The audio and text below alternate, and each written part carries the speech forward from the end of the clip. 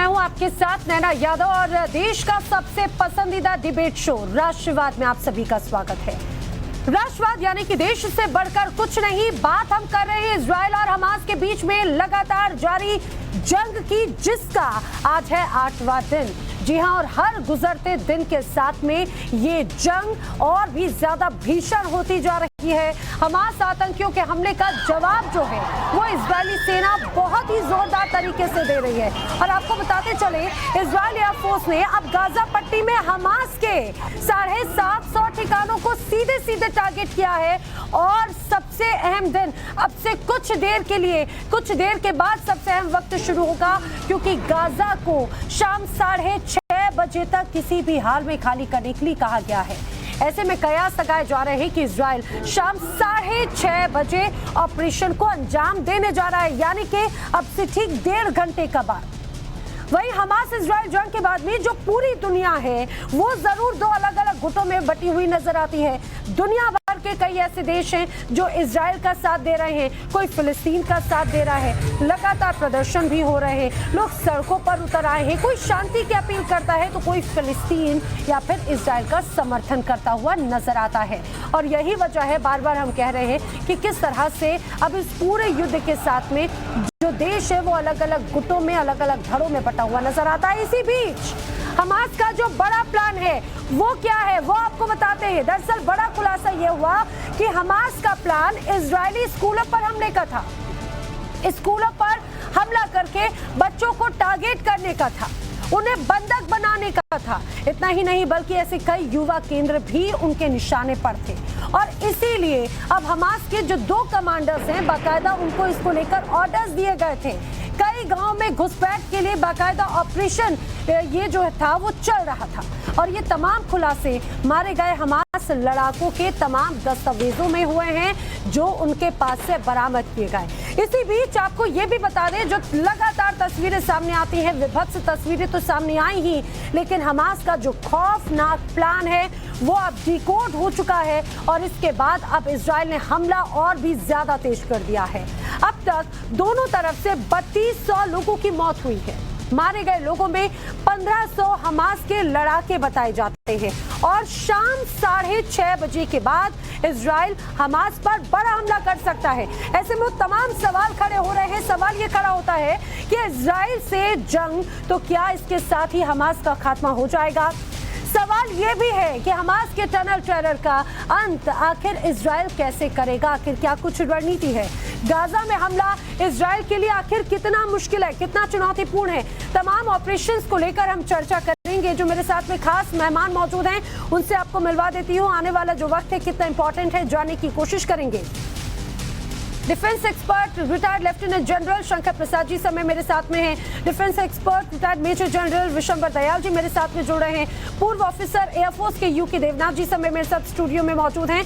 और retired major general AK Chaturvedi defence expert के तौर पर मेरे साथ में जुड़े हैं। सबसे पहले सवाल मैं विशंबर दयाल जी आप ही से करना चाह रही हूँ कि आखिर 6:30 बजे जिस तरह से गाजा को खाली करने के सीधे सीधे निर्देश दिए गए हैं इजराइल की सेना की तरफ से, क्या लगता है क्या होने वाला है आज? किस तरह का ऑपरेशन अब इजराइल फोर्स जो है वो अंजाम देने जा रही है? सर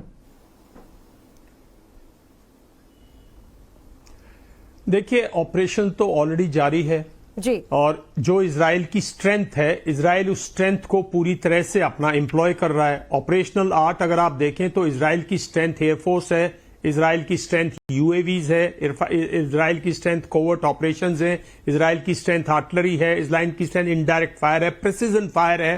तो वो पिछले 7 दिन से, जब आप शेर के मुंह में, अब तक जो था हमास क्या था, पत्थर मारता था शेर को, कभी ऊपर से कभी नीचे से। अब उसने अपनी सूझबूझ से या किसी के दिखाए हुए रास्ते पर उसने शेर के मुंह में हाथ डाल दिया, तो अब उसका हाथ तो शेर चबाएगा। और कितना चबाएगा? मेरा मानना यह है कि ये 4 घंटे में थोड़ी खाली हो सकता है नॉर्थ गाजा। गाजा की अगर आप पूरी स्टेप में 22 किलोमीटर से अगर आप 1 मिलियन लोगों को दूसरे 20-22 किलोमीटर के अंदर जाके 10 बाई 22 किलोमीटर के अंदर जाके अगर आप जहां कहीं कोई शेल्टर नहीं है, कोई कैंप नहीं है, ये सब, और जहां ऊपर नॉर्थ में हॉस्पिटल्स हैं, स्कूल्स हैं, बच्चे हैं, गरीब लोग भी तो हैं। आपने भी देखे होंगे दृश्य कि भाई लोग आज की दुनिया में अगर किसी के पास डंकी कार्ट है, तो वो गरीब है बिल्कुल ना, वो दिख रही है आपको, लोग पैदल चल रहे हैं, ये पॉसिबल नहीं है वेकेशन।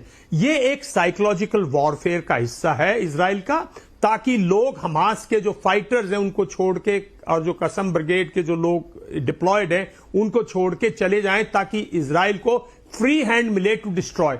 और मैं मानता हूं कि इजराइल एक्चुअल में फ्री हैंड ऑलरेडी यूज कर रहा है। इजराइल ने जितनी पिछले 7 दिन में जितनी मतलब फायरिंग की है, जितनी मतलब डिस्ट्रक्शन की है गाजा के अंदर, मैं समझता हूं वो एक आने वाले अगले 6-7 दिन का और उसका भयंकर रूप लेगी, और इनडायरेक्ट फायर से तमाम जितने हमास का खात्मा कर सकता है वो करेगा।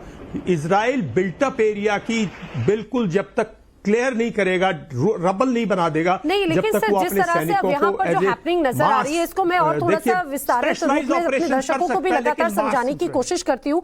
विशंबर दयाल सर ने ये बहुत इंपॉर्टेंट बात कही कि जिस तरह से ये दोनों ही सेनाओं के बीच की जंग है, ये एक साइकोलॉजिकल फाइट भी है। लेकिन शंकर प्रसाद जी, इस बात को जरा समझाने की मुझे कोशिश कीजिए कि 6:30 बजे जिस तरह से हमने देखा है कि हमास में लगातार सायरन बज रहे हैं, लोगों को अलर्ट किया जा रहा है, और हम पहले भी कई बार चर्चा कर चुके हैं कि इंटरनली हमास में या फिर गाजा पट्टी में इस तरह से वहां की स्ट्रक्चर ही ऐसा है कि लोग अंडरग्राउंड रहते हैं, टनल में रहते हैं, तो अब उन्हें भी वहां से खाली करने की सीधे एक तरह से अलर्ट है ताकि जानमाल का कम नुकसान हो। सर, इसके पीछे की स्ट्रैटेजी किस तरह से नजर आती है? ये कहा जाए कि हमास को पूरी तरह से एंड करने का इजराइल मन बना चुका है और ये उसी तरह की टैक्टिक का एक प्रभाव है। शंकर प्रसाद सर, समझना ये चाहिए जो विशंबर दयाल कह रहे हैं उसके आगे की बात मैं बताता हूं। जी सर। जो जनरल साहब ने अभी तक कहा, इसमें सबसे पहले ये समझना है कि इजरायली आर्मी का फर्स्ट फेज का ऑब्जेक्टिव क्या है। जी। फर्स्ट फेज का ऑब्जेक्टिव केवल एक ही है कि होस्टेजेस को रेस्क्यू करना। होस्टेज रेस्क्यू करने का एक बड़ा डिफिकल्ट ऑपरेशन होता है, लेकिन उसमें इजराइल जो है वो बहुत माहिर है। Israel is one of the best trained countries in the world for hostage rescue. हालांकि कंडीशंस बहुत इस वक्त अब नॉर्मल हैं, नॉर्मल से कहीं ज्यादा गंभीर हैं। तो सबसे पहले वो कोशिश कर रहे हैं कि जितने हमास को हम मार सकें, निकाल सकें, उसको करें। जब वो नहीं हो पाएगा तो they will have to enter the built up area with the ground forces. Ground forces means कि टैंक फोर्सेस, इन्फेंट्री, उसके सपोर्टिंग आर्म्स, ड्रोन्स, और साथ साथ सबसे बड़ी जो उनके पास चीज है वो है इंटेलिजेंस। तो वो इस तरह से लोगों को कह रहे हैं कि अगर आप अपनी जान बचाना चाहते हैं तो बिल्ट अप एरियाज को आप अगर निर्दोष हैं, सिंपल पैलेस्टीनियन पीपल हैं, तो छोड़ दीजिए। आपको हम एक जगह इकट्ठा करके कुछ ना कुछ आपका प्रबंध करेंगे, लेकिन जो मिलिटेंट्स हैं वो नहीं छोड़ेंगे। तो जब तक उनके पास होस्टेजेस हैं, तो होस्टेजेस कहाँ रखे हुए होंगे? होस्टेज रखे होंगे टनल्स के अंदर, होस्टेजेस रखे होंगे कोई बंकर्स के अंदर। अब उनके अंदर जो लोग रह जाएंगे, they will all be treated as Hamas terrorist. अब इतनी बारबेरिक एक टेररिज्म एक्ट जो उस वक्त हुई है, जो आज तक वर्ल्ड में इतने खराब होलोकॉस्ट के बाद शायद पहली दफा हुई होगी, तो उस वक्त बड़े गंभीर प्रोग्राम चल रहे हैं। अगर इजराइल कहता है कि 24 घंटे, 12 घंटे, 16 घंटे, दैट इज नो मीनिंग। वो तो चाहेंगे कि जितना जल्दी हमारे होस्टेज फ्री हो सकें करें। अगर नहीं वो छोड़ेंगे तो दे विल कंटिन्यू बम्बार्डिंग। एक बात, लेकिन मुझे एक बात ये थोड़ा सा शंकर प्रसाद सर, इस बात को थोड़ा सा और जरूर बोलिए, फिर मैं देवनाथ जी और चतुर्वेदी जी का भी रुख करूं। लेकिन सर, जैसा आपने कहा कि यहाँ पर जो हॉस्टेजेस हैं उनको रिहा करना, आपको सिर्फ ये की स्टोरी नजर आ रही है, या फिर जिस तरह से यहाँ पर सायरन बजाकर लोगों को इंडिकेट करते हुए स्पष्ट कहा गया है हमास का पूरी तरह से खात्मा, ये एक अलग आपको ऑपरेशन के तौर पर नजर आता है? सर देखिए, हमास का पूरी तरह खात्मा कैसे होगा और कहां होगा? आज भी तो तेल अवीव के अंदर उन्होंने मिसाइल फायर किए हैं। आप ये मत सोचिए कि हमास एक बड़े कॉन्सेंट्रेटेड जगह पर बैठा हुआ, हमास पूरे इलाके में फैला हुआ है। आज उसने तेल अवीव के ऊपर फायरिंग की है। तो कह देना कि हमास को एक दिन में, 2 दिन में, 4 दिन में खत्म कर देंगे, वो नहीं हो पाएगा। हमास को खत्म करने के लिए बड़ा समय लगेगा, लेकिन उस समय को आप एक दफा छोड़ दीजिए। इस वक्त समय की बात यह है कि हम कितने होस्टेजेस को बचा सकते हैं। 150, 250 जो होस्टेजेस हैं उसमें कई एक तो ऑलरेडी मार दिए गए होंगे। बिल्कुल। और सर, ऐसे हजारों लोग हैं जिनकी जान गई है, हजारों लोग हैं जो अभी भी इस तरह से हमने देखा है कि कैसे उनको हॉस्टेज बनाया गया है। लेकिन एक ही चतुर्वेदी सर, इजराइल का ऑपरेशन स्वाट लगातार जारी है, लेकिन मुझे इस बात को जरा समझाने की कोशिश कीजिए कि आज जिस तरह से ये सायरन बजाते हुए, ये अल्टीमेटम देते हुए कि 6:30 बजे तक गाजा पट्टी के इन तमाम इलाकों को खाली कर दीजिए, क्योंकि कई ऐसे इलाके हैं जिन्हें पहले इजराइल की तरफ से ध्वस्त किया जा चुका है, हमास के हेडक्वार्टर समेत। अगर ये ऑपरेशन है हमास के अगेंस्ट, सर कितना चैलेंजिंग इजराइल टीम के लिए, इजराइल फोर्स के लिए रहने वाला है? देखिए बहुत चैलेंजिंग है। उसमें 2-3 चीजें आप गौर कीजिए कि ये जो टनल सिस्टम हमास ने बनाया है वो एक दिन में नहीं बना है, बेशक इसको एक लंबे समय से उन्होंने बनाया है और उसको जिसको कहते हैं आइटरेटिव प्रोसेस से बनाया है कि वो बनाते गए और जो चैलेंजेस आते गए उनको टैकल करते गए। तो ये बहुत ही एक फॉर्मिडेबल उन्होंने डिफेंस बना रखा है जी। जो जितने भी हॉस्टेजेस हैं वो उसमें हैं।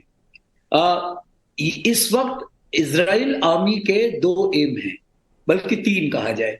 पहला एम उनका ये है कि किसी ना किसी तरीके से हॉस्टेजेस को, जो नंबर 1 मेरे ख्याल से, वो हॉस्टेजेस को निकाला जाए, लेकिन अभी तक उस पर मुझे कोई उनको खास सक्सेस मिलती हुई दिख नहीं रही है। इसलिए उन्होंने दूसरी स्टेज की कि भाई जितने भी नॉर्थ में है वहां से एक तो आप निकालो, दूसरे जो फॉरेनर्स है वो रफा से निकाल दो, तो जिससे कि वहां जो कॉन्सेंट्रेशन पॉपुलेशन का घटे और सिर्फ वही लोग ज्यादातर रह जाए जो कि हमास के आइदर सिंपैथाइजर हैं या हमास के सदस्य हैं, फिर वो उनको फ्री हैंड के साथ वो उनको टैकल कर सकते हैं। दूसरा जो उनका एम ये है कि एक साइकोलॉजिकल वॉरफेयर, कि भाई आप सायरन बजा रहे हो और कह रहे हो, चैलेंज दे रहे हो कि भाई 6:30 बजे के बाद अगर आप नहीं रुके तो आपका खात्मा हो जाएगा। तो मेरे ख्याल में इससे जो सिविलियंस है वो तो डर जाएंगे, चले जाएंगे, लेकिन जो हार्ड एंड मिलिटेंट हैं हमास के, मेरे ख्याल उन पे कोई खास असर इसका पड़ने वाला नहीं है, क्योंकि वो इस सिचुएशन के लिए बिल्कुल तैयार थे। मैं विशंबर की बात से बिल्कुल सहमत हूँ कि इन्होंने सोच समझ के शेर के मुंह में हाथ डाला है और शेर के मुंह में हाथ डाला है और शेर की कमजोरियों को जानते हुए। अगर आप देखिए कि उन्होंने जिस तरह से फेंस को तोड़ा, इसका मतलब वो पहले से तैयार थे इसके लिए। जिस तरह से उन्होंने अपने जो डिफेंसेस बना रखे हैं वो उसके लिए पूरी तरह तैयार थे कि ये सिचुएशन आएगी। तो मुझे लगता है कि ये जो सेकेंड एम ऑनवर्ड्स है वो उनका इतनी आसानी से हल होगा नहीं, और ये जो है अभी ये बहुत लंबे समय तक चलेगा। बिल्कुल। और सर 8 दिन तो इस वक्त कोशिश ये कर रहा है कि एक चीज ये दिखाने की दुनिया भर को कि हमास मतलब पैलेस्टाइन, जबकि इजराइल का एम ये है और पूरे वर्ल्ड की जो कम्युनिटी है उसका एम ये दिखाना कि हमास एक टेररिस्ट ऑर्गेनाइजेशन है एंड पैलेस्टाइन वो एक अलग लोग हैं। तो जहां तक जनता का जो देश जो डिप्लोमेटिक सपोर्ट है वो पैलेस्टीन के लिए तो कम नहीं है, लेकिन हमास को हमें खत्म करना है। तो ये वो कितने सक्सेसफुली कर सकते हैं ये एक लेकिन सर मुझे लगता है कि ये भी अपने आप में बहुत चैलेंजिंग होगा। यूके देवनाथ जी, कई तरह के ऑपरेशंस हमने देखे हैं, खासतौर से इंडियन आर्मी कई ऑपरेशंस को बहुत स्ट्रैटेजिकल वे में अंजाम भी देती रही है, लेकिन अगर इजराइल और हमास की इस पूरी स्ट्रैटेजी को समझे, जैसे चतुर्वेदी जी ने ये बिल्कुल स्पष्ट कहा कि भाई अगर कोई इस तरह से एक्शन हमास की तरफ से लिया गया है तो इससे स्पष्ट हो जाता है कि अगर शेर के मुंह में हाथ डाला है, पीछे कई ताकतें हैं। ईरान का इजराइल को एक तरह से धमकाना, ये कहा कि अगर हमास के अगेंस्ट या फिर अंदर गाजा पट्टी में दाखिल होते हो तो कई जो मोर्चे हैं युद्ध के वो खुल जाएंगे। इसी बीच इजराइल को अमेरिका का समर्थन, ऐसे करते करते कई अलग अलग धड़ों में बटा हुआ नजर आता है। सर मुझे ये बताइए, अगर 6:30 का ये जो पूरा टाइम लिमिट है उसके बाद में ऑपरेशन अगर होते हैं तो आखिर इजराइल की जो सेना है उनकी स्ट्रैटेजी किस तरह की रहेगी? लोगों को तो एक तरह से एग्जीक्यूट करेंगे, लेकिन हमास के लिए क्या स्ट्रैटेजी है? इजराइल की सेना के लिए हमास को पूरी तरह एलिमिनेट करना बहुत मुश्किल है। मैं एयरफोर्स में था और 3 जनरल साहब ने मेरे पहले बात की है। मैं सबको दर्शकों को बता दूं कि आईडीएफ ने बहुत ही मुश्किल टास्क ले लिया है। एक थोड़ा सा हिस्टोरिकल पर्सपेक्टिव देता हूं। जी। इजराइल ने 1967 में गाजा पट्टी पर कब्जा कर लिया था। 1967 से लेके 1987 तक वहां पर पीएलओ, अल फतह, यासर अराफत उनका जोर था। 20 साल में वो अल फतह को खत्म नहीं कर पाए। हमास जो है ज्यादा आतंकी संगठन है। 1987 से लेके 2007 तक गाजा पट्टी में इजराइल का एडमिनिस्ट्रेशन था। अब 1987 से कोशिश करके 2007 तक इजराइल हमास को नहीं खत्म कर पाया। तो आज ये सोचना कि महज अगर आईडीएफ को हुक्म मिल जाए तो वो गजा पट्टी में घुस के हमास को तहस नहस कर देंगे, ऐसा मिलिटरीली संभव नहीं है जी।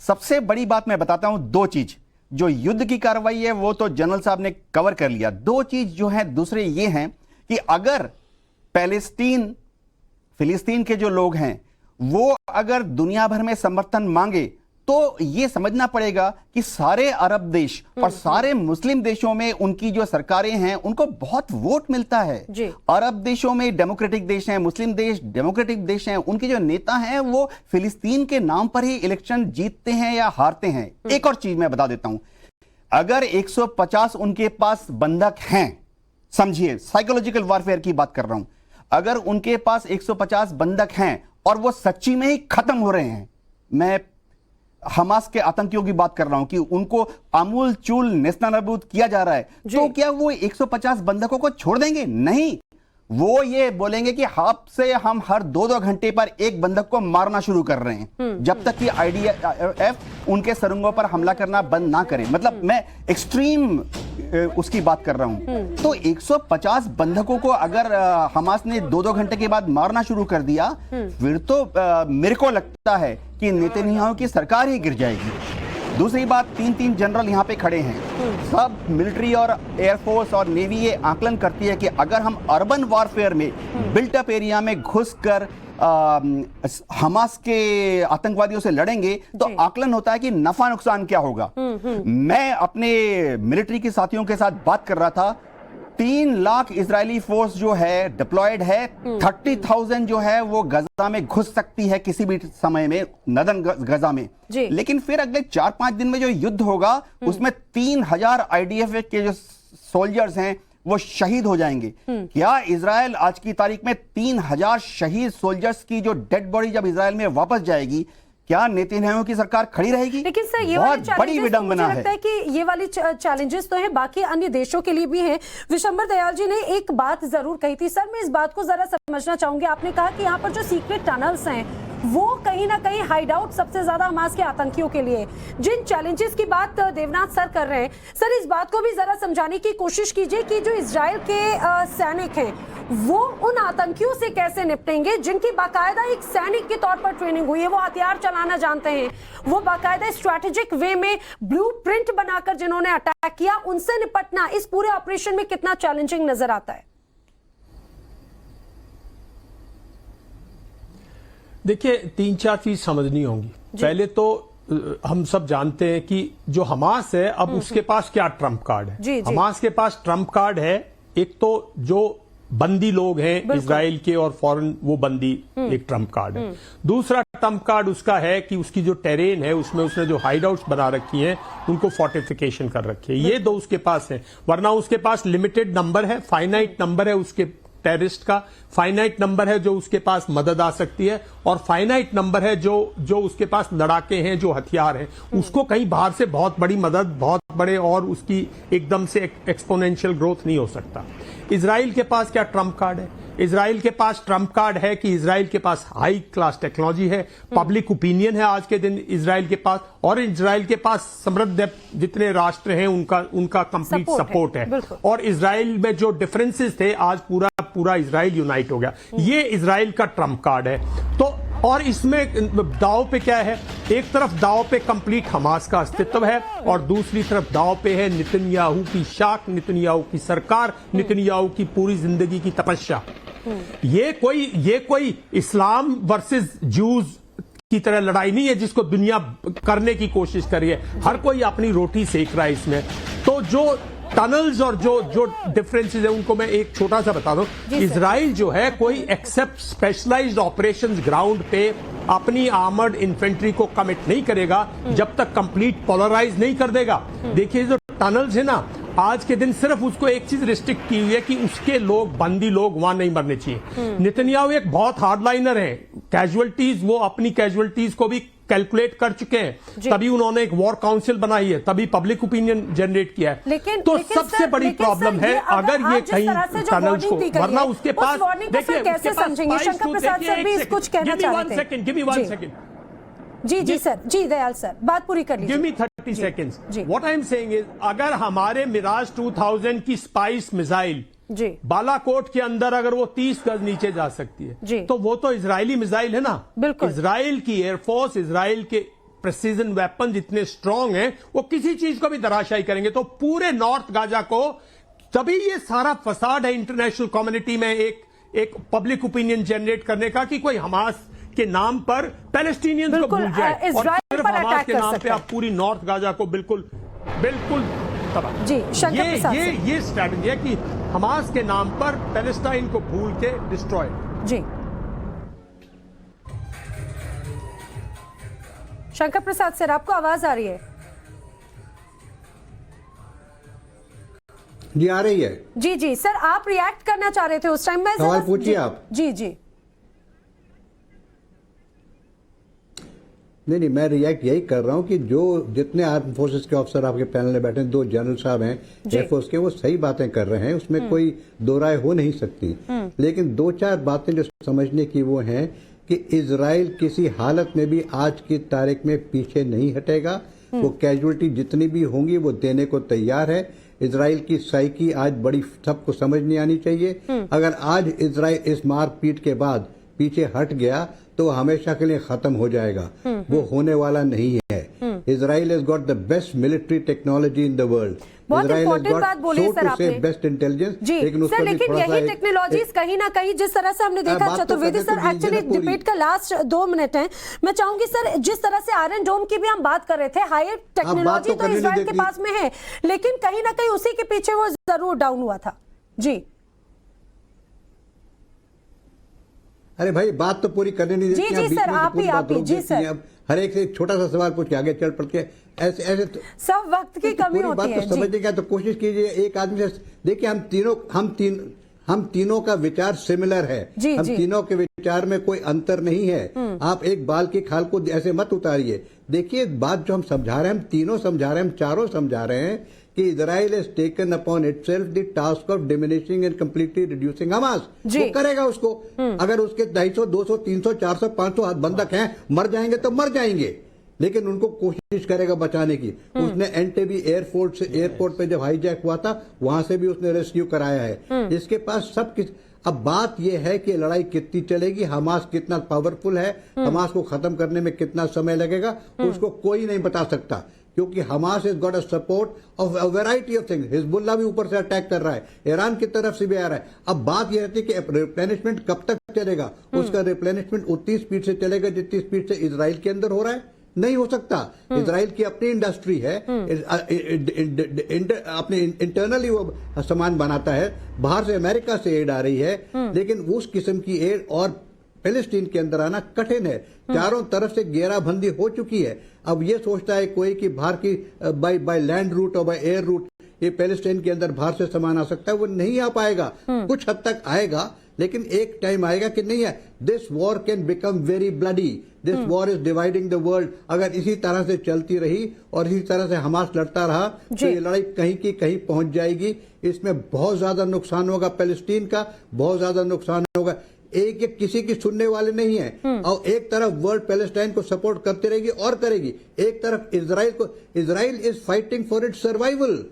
Israel is fighting for its small little land which is not even 1% of the total area in the whole of desert area in west Asia. So अगर आप क्या चाहते हैं, आप ये सोचते हैं कि इजराइल वहां से छोड़ के मर जाएगा सब? ऐसा नहीं होने वाला है। They will fight to win. तो सर, मुझे लगता है कि आज का जो ऑपरेशन है, जो 6:30 बजे तक का, एक तरह से जो एक कहीं ना कहीं मियाद दी थी, वार्निंग दी थी कि इस पूरे एरिया को खाली करना है, आज एक बड़ा ऑपरेशन जरूर संभवतः नजर आ सकता है। ये जरूर तस्वीर क्या नजर आएगी वो दिखाऊंगी। देखिए, वक्त की कमी, आप चारों ही मेरे साथ में इस चर्चा में शामिल हुए, आपका बहुत बहुत शुक्रिया। लेकिन कुल मिलाकर 8वें दिन जो तस्वीर हमास और सबसे खास बात इजराइल के बीच में नजर आती है, आज का दिन बहुत इंपॉर्टेंट है। क्या कुछ होगा, क्या कुछ बड़ी तस्वीरें सामने आएंगी, टाइम्स ऑफ भारत लगातार आप तक पहुंचाएगा।